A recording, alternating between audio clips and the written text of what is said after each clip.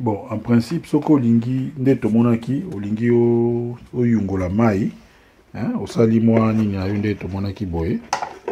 Oyo eza lokola kiyungulu na yo osali, otie boye, sima nango obakisa mai. Mais toza na mai ya salite makasi oyo olingi oyungola, hein, eza mai oyo. Tala ndenge mai yango ezali. Oui. Eza salite makasi, eza na salite. Soko ozwi nyonso nde tomonaki, soki ozwi mbala moko mai oyo otie na kiyungulu koyungela ekosalama malamu te. Hein? Po ba salite wana na ba mabele wana ekokanga lidusu ya ekokanga lidusu ya kiyungulu. Yango wana omoni ndenge ba salite eza boso toningi sozomona ba salite eza ebele, tosala nini? Tokotika yango efandika ndenge eza boye. Si tokomona ke basalite mususu ekokita na se, basalite mususu neti ya pepele ekomata likolo. Liboso to bando yongola, tokolongola basalite oyo ya pepele eza likolo, pe tokotika lisusu ekita penza ti bino mo bomona, mais ezwaka mikolo ebele. Donc awa sikoyo neti sikoyo toza 10 heures totiki yango. Totala toya ozongela ngo na 12 heures totala ndenge komi na 14 heures na 16 heures na 18 heures ti bongo na bongo totala ndenge nini ezali kokoba. OK. Bana mtotia yango na esika mosusu po efanda penda kimia. Omoni awa totiki yango efanda kimia. So totali malamu na se awa. Na se awa tokomona ke mabele ese bandi kokita na se. Soki toye na likolo tomona neti ba matiti, hein, moni ba matiti ezali. Siko tokotika yango neti tobi siko toza 10 heures, tokotika yango efanda boye ti totala ndenge nini eza kopusana. Tobandi 10 heures totala yango ndenge eza kokende e bouger te kaka boye tobandi ya ko filmer yango ti lobi tokomona soki ekomi wapi. OK. Bon, moni awa tokomi presque 17 heures, donc après 7 heures, tout le monde est presque ma belle nion sur la qui n'a ma yango et qui titase baby oyo ya likolo ya pepe za likolo. Donc tokotika yango lisusu si lobby na tongo na 10 heures tout le monde est komi wana nde toyeba ndenge nini ya kolongola oyo basalite ya likolo na OK. Avant de bandasko koyongela. Donc awa tomoni tokomi sikoyo 9 heures, donc ça dit presque 23 heures. Tomoni ke efandi. Tomoni ke basalite kitipena na se kasi na katikati ma basalite mike nyo setelemi. Et puis na likolo tomoni voilà. Sikoyo tokomeka kolongola koyongela yango eteni ya liboso.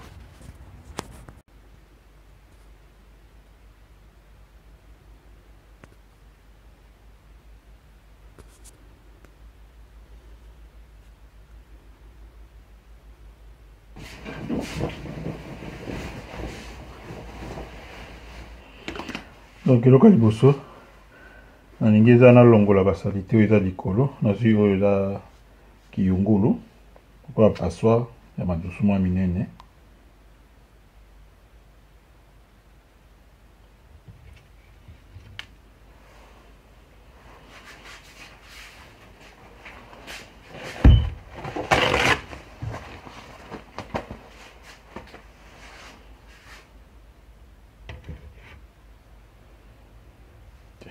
Nde na osala boye il faut bino bokanisaka ndenge nini bokoye kosala yango koleka ngai. Donc tango nyonso makambo nazosala il faut oyebi omoni ndenge nazosala okanisi pe eske eza na ndenge mosusu ya malamu ya kosala. Soko ozwi ndenge ya malamu ya kosala olaki osololi yango na molakisi bosololi ti bosali po tolobi na tieni nini salela bongo selingeni kosalela bongo. Na za nzambe te o nalobi makambo yo lobi amen te. Soko moni ke papa bienvenue azosala malamu te olakisi ndenge ya kosala malamu. pour ça nangezake na sima tango bokoyeba nyonso boleka ngai bosala makambo oyo kutu ngai kutu nakokata kosala te wana nde mfumu kentu ekozala na esengo mpe kombo ekosepela toyokani. Voilà, donc oyo nalongoli basalite oyo ezali kodiembela na likolo me bomoni ke na se kuna mai etikali kaka. Sikoyo na koyungela me na kosala makasi ke zelo eza na se ekota na molangi te po nde tomonaki soki yango ekoti koyungela ekokoma malembe mingi. Donc tokozwa na malembe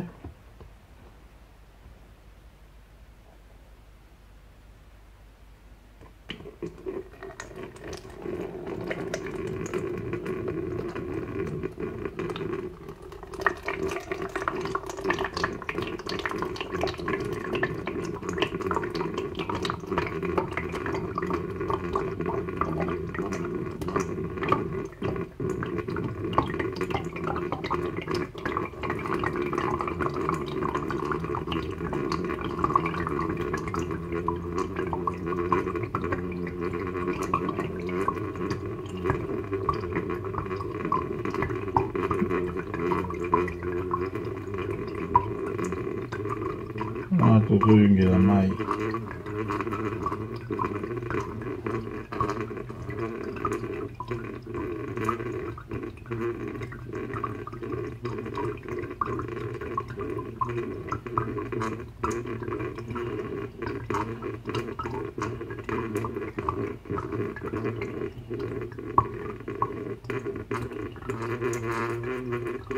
Wonje awa izo continue kokule po nini basalite kitaki na se.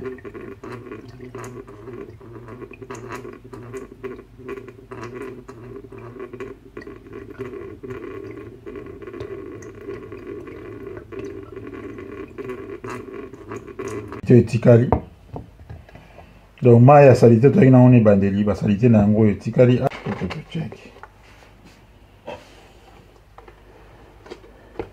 Siko tosalaka nde tosalaki na mai ya salite ya liboso mai oyo ezalaki awa na mai oyo tokotika yango mpe epema po mwa ndenge eza lokola mwa motane lokola mwa jaune elingi olobaka eza kaka nano na basalite tokotika yango epema.